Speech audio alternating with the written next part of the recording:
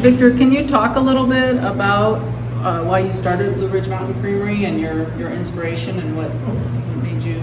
My inspiration, being the son of an old Italian that made cheeses, it's kind of in my blood. I've been a glass blower for 45 years, and I'm not going to blow glass forever. So I thought, what business could I start?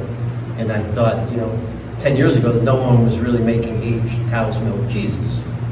So I decided to pursue cheese making and took some classes at NC State, and went to Vermont, took a couple classes up there, and then I did my research and started building a cave.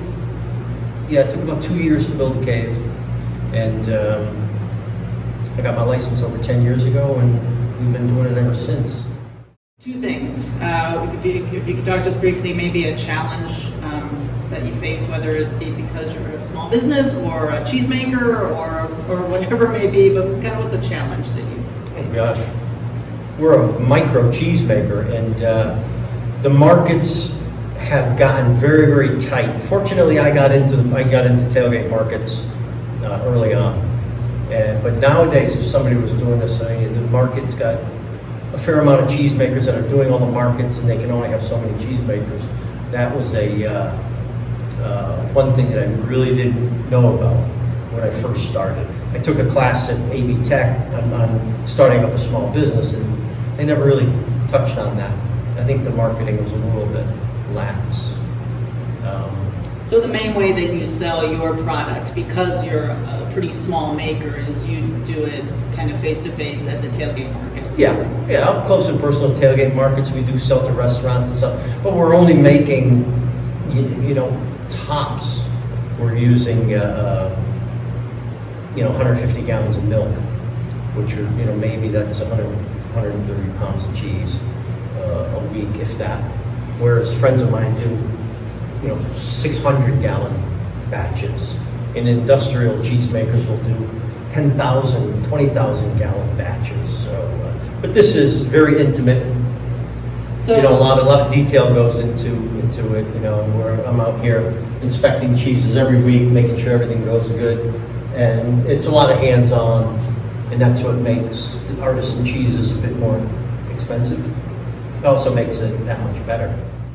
What's something that you just love about making cheese or owning this business?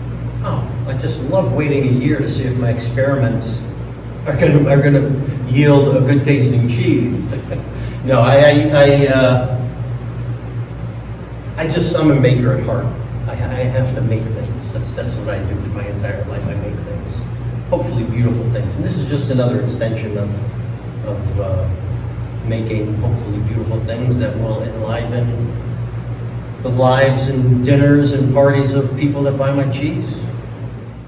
You have been a member of the WNC Cheese Trail, I think from the beginning. I don't know that you were part of the main group that started, but from the beginning you became a member. And can you talk a little bit about, why the Cheese Trail and what's good about being a member of the Cheese Trail?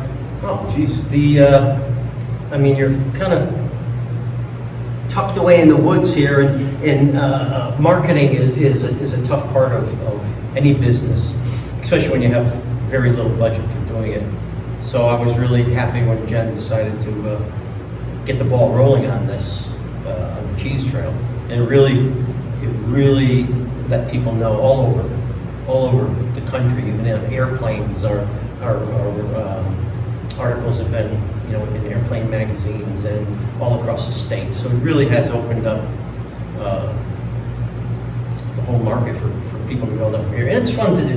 The tours, before COVID came around, the tours were, it was a lot of fun. We'll get back to doing tours and tastings, and it's pretty interesting. A lot of people, that don't make things for a living find it very interesting to tour, to see how the cheese is made, and then they get to look in the cave here.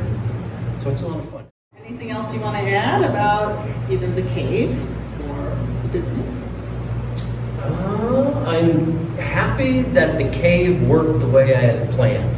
The whole thing was to emulate what's going on in Europe and France and Italy, and it actually worked. So so that's good. I'm proud of where we've gotten, and Katie's been a big part of us getting to where we are. So come see us at a farmer's market.